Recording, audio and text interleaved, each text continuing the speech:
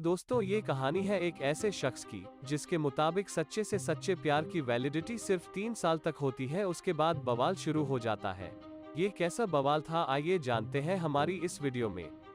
Movie की शुरुआत होती है हमारी पिक्चर के हीरो हीरालाल मार्क से, जो एनी को बेहद प्यार करता था। दोनों एक दूसरे को काफी चाहते थे, मगर शादी के बाद ना जाने इनके प्यार को कौन सी नजर लग गई कि सब साबुन के झाग की तरह धुंधला सा हो गया।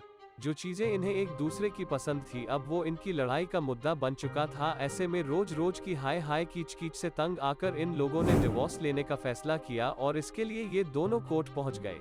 लेकिन कोर्ट में डिवोर्स लेने वाले ये अकेले परेशान नहीं थे, बल्कि इनकी तरह के नमूनों से वहां पूरा का पूरा बाजार बना हुआ था। इन सब को देखकर मार्क को लगने लगा, वाकई जिसको शादी करने की ज्यादा चुल मची हो उसे यहाँ एक बार जरूर आना चाहिए। एलसारा का सारा क्रेज मिनटों में खत्म हो जाएगा। इसी वजह से मार्क को अब प्यार वार के कीड़े काटने बंद हो गए थे। उसकी जिंदगी पूरी तरह बदल गई थी। वो दिन में काम करता और रात में पीकर किसी नाले के किनारे पड़ा रहता है। हद तो तब हो गई जब एक बार वो शराब के नशे में मार्क आत्महत्या करने पर उतारू हो गया, मगर बदकिस्मती से फिर भी नहीं मरा। और जब 36 घंटों बाद उसे होश आया तो उसे एक आइडिया भी आया, और वो था अपने ही ऊपर नोबल लिखने का। बस फिर क्या था, उसने अपनी किताब के जरिए दुनिया भर की सारी मुसीबतों का जिम्मेदार प्यार को ठहरा दिया। महीनों की कड़ी मशक्कत के बाद आखिर मार्क की बुक कंप्लीट हो चुकी थी। शराब और शबाब से भरी जिंदगी जीते जीते मार्क अब चिड़चिड़ा सा हो गया था। उसे झाट किसी से बात करना नहीं पसंद था। ऐसे में एक दिन मार्क से मिलने एलिस आई। दरअसल एलिस मार्क के कजन एंटवान की गर्लफ्रेंड थी, जो उसे उसकी नानी की मैयत में मिली थी। जहां सब लोग नानी के गुजर जाने पर आंसू बहा रहे थे, वहां एलिस की खिलखिलाती हंसी ने मार्क के तंबू में हलचल मचा दी। एलिस सुंदर दिखने के साथ साथ काफी ओपन माइंडेड भी थी। इतनी बवाल लगती थी कि हर कोई उसको ही निहारता रहता था, और एलिस भी ये बखूबी जानती थी कि सबको बस उसकी गुफा में घुसना है। मार्क और एलिस एक दूसरे के काफी क्लोज आ चुके थे, या फिर यह कहे कि मार्क एलिस पर मर मिटने लगा था, यानी कि उसको दिल दे बैठा था। अब यह मार्क के लिए कितना महंगा सौदा साबित होता है वो तो वक्त ही बताएगा। वेल, आज एलिस मार्क को यह बताने आई थी कि उनके बीच कुछ नहीं हो सकता और उसका कजन एंटवान ही उसकी लेता है। ऐसे में एलिस को समझ आता है कि मार्क ने अपना पैर तोड़ लिया, और वो उसे हॉस्पिटल लेकर जाती है और उसके डॉक्टर के हाथों छोड़कर वहां से चली जाती है। मार्क को लगता था कि एलिस भी उसे प्यार करती है, इसीलिए वो किसी दुम हिलाए कुत्ते की तरह रोज उसे मैसेज करता था, और जवाब में बस उसके हाथ बाबाजी का ठुल्लू लगता है। इन्हीं सब चीजों से तंग आकर मार्क एक दिन अपने दोस्त पियर और कैथी के पास गया, जहां वैसे तो वो अपने दुख को बांटना चाहता था, मगर यहां जब उसे पता चला कि यह दोनों फुद्दू आपस में शादी करने वाले हैं, तो ये सुनकर मार्क का दिमाग ठनक गया। उसने पियर को इस मौत के कुएं में कूदने से मना करने लगा। उसे समझाने लगा कि शादी लड्डू खाने से स्वाद आए या ना आए, शुगर जरूर हो जाता है, लेकिन पियर उसकी एक भी नहीं सुनता। इधर मार्क की जी कोशिश करने के बाद आखिरकार एलिस उससे मिलने आ जाती है। मार्क एलिस को अपने दिल की बात बताकर कहता है कि वो उसके साथ रिलेशन में रहना चाहता है, मगर ऑलरेडी एंटवान का केला ले रही एलिस उसे साफ मना कर देती है और कहती है कि अगर दोस्त बनकर रहना है तो ठीक है, वरना फोन करने की कोई जरूरत नहीं है। इस पर मार्क एलिस की दोस्ती का प्रपोजल ठुकराकर अकड़ के साथ बात ना करने की बात कहकर दूसरा ऑप्शन एक्सेप्ट करता है। लेकिन मार्क की एलिस को लेकर तड़प इतनी भयंकर थी कि वो अपने आप को ज्यादा दिन तक रोक नहीं पाया, और फिर एक दिन उसने उसको कॉल लगा दी। मार्क की इतनी कोशिशों को देखकर एलिस अंत में उसके साथ अफेयर रखने को राजी हो जाती है, और दोनों का चक्कर चल जाता है और इनके बीच घपा-घप का सिलसिला भी शुरू हो जाता है। अब मार्क काफी खुश रहने लगा था, और वह अपनी नोबल पब्लिश करवाने के लिए पब्लिशर के पास गया, जहां पहले तो वो औरत मान नहीं रही थी, मगर मार्क के थोड़ा बहुत गिड़गिड़ाने के बाद वो मान गई। लेकिन मार्क ने बुक के ऑथर पर अपने नाम की जगह दूसरा नाम डाला, ताकि एलिस को ऐसा न लगे कि मार्क एक मिसोगिनिस्ट है और वो औरतों से सख्त नफरत करता है। मार्क को डर था कि इससे एलिस उसके पिछवाड़े पर लात मार के उसे छोड़ सकती है। वही मार्क का दोस्त पियर ऐसा करने से मना करता है, क्योंकि इससे वह झूठा साबित होगा। लड़कियों को झूठे लड़के तो बिल्कुल भी नहीं पसंद। वेल, अब मार्क एलिस के साथ मजे करता है, नई नई जगह पर ले जाकर उसकी जमकर पुंगी बजाता है। मार्क बस अब यह चाहता था कि किसी तरह एलिस एंटवान को छोड़कर उसके साथ हमेशा हमेशा के लिए हो ले। ऐसे ही एक दिन मार्क एलिस से अपनी किताब का रिव्यू मांगता है, जिस पर वो उसे बताती है न सिर्फ ये किताब घटिया है, बल्कि इसको लिखने वाला इंसान भी घटिया है, और उस सूचियों को प्यार का छठ बराबर मतलब नहीं पता है। अपने लिए इतनी बद्दी बद्दी गाली सुनने के बाद भी मार्क को जरा सी भी शर्म नहीं आई और वो खुद भी किताब के राइटर को गरियाने लगा। एलिस भी अब इतने दिनों से दो लड़कों को अपना पिछवाड़ा देते देते थक चुकी थी, इसलिए वो एंटवान को सच बताकर हमेशा के लिए मार्क के पास चली जाती है।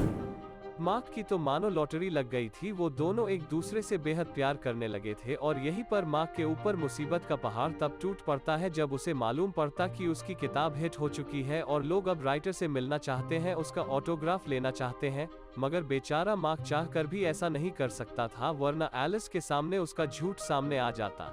ऐसे में मार्क ने अवार्ड सेरेमनी के दिन अपनी पब्लिशर को स्टेज पर जाने को बोला, मगर उसकी पब्लिशर ने वहां सबको बता दिया कि मार्क ही असली राइटर है। और सबसे मजे की बात यह थी कि एलिस भी न्यूज में वह शो देख रही थी, जिसके बाद एलिस की आंखें चौंधिया गई। उसने उसको छोड़ने का फैसला भी कर लिया था। एक तरफ जहां शहर की हजारों लड़कियां मार्क की दीवानी हो चुकी थी, उसके एक ऑटोग्राफ के लिए 2 लाइन में लग रही थी, वही मार्क को मालूम था कि घर पर उसको गालियों के साथ लात घुसे भी पड़ सकते हैं।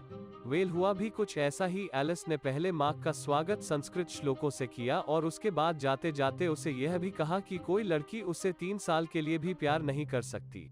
ये सुनकर मार्क अंदर से हिल गया था, काफी मायूस रहने लगा था। इसके लिए वो अपने पिता और उसकी गर्लफ्रेंड से मिलने गया, जहां पर उसके डैड उसे अपनी नई नवेली गर्लफ्रेंड की खूबियां बताने लगे। तंग आकर जब वो अपनी माँ के पास गया तो उसकी माँ उससे मर्दों की बुराई कर रही थी। इसके बाद तो बेचारे मार्क को कहीं सही नहीं लगा, तो वह वापस बार में बैठने लगा। अब मार्क एलिस को भुलाने के लिए रोज नई नई लड़कियों की लेने लगा, लेकिन इससे भी काम नहीं बन रहा था। उसे किसी भी लड़की में एलिस नहीं नजर आ रही थी। इसके बाद एक दिन पियर और कैथी की शादी की रात आती है, जहां मार्क और उसका दोस्त जॉर्ज भी मौजूद थे।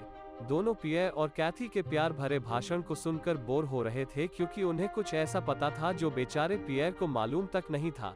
दरअसल दोस्तों, पियर से पहले कैथी जॉर्ज की गर्लफ्रेंड थी और इस बीच ऐसी कोई पोजीशन नहीं थी जिसमें जॉर्ज ने कैथी की टांगे ना उठाई हो, और कैथी तरबूज के बराबर पेट में जो बच्चा पल रहा था वो भी जॉर्ज का ही था। बेचारा पियर यहाँ सिर्फ चंपू बनाया गया। मार्क एलिस को अपनी जिंदगी में दोबारा पाने की उसे खत लिखने लगा, उन जगहों पर जाकर बैठने लगा जहां पर वो दोनों हमेशा मिला करते थे। उधर एलिस उन चिट्ठियों को जला देती थी, लेकिन मार्क की इन बातों को टटोलने के लिए कभी कदार वो उसे चुपके से देखने जरूर जाते, जहां बेचारा हमारा हीरो हीरालाल मार्क अक्सर उसका इंतजार करता था।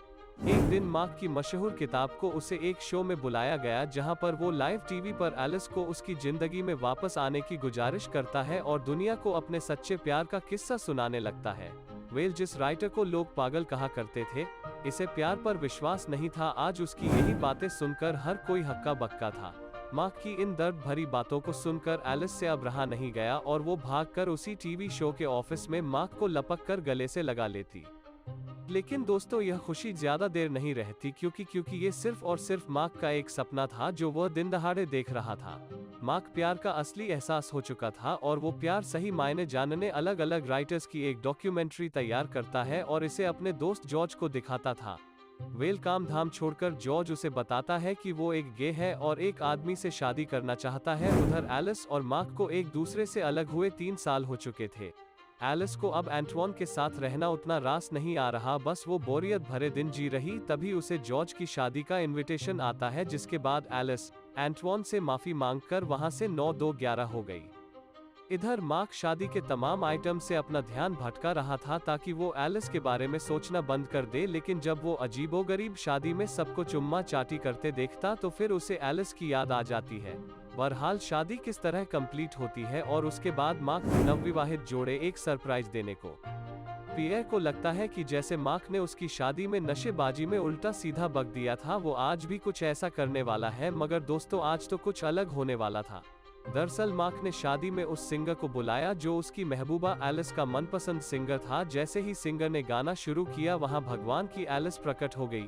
मार्क लगा हुआ है एक सपना देखा है, लेकिन यह हकीकत थी और अंत में उसने मार्क 3 साल वाली थ्योरी को गलत साबित करके उसे बेइंतहा प्यार किया और अंत तक साथ रहे।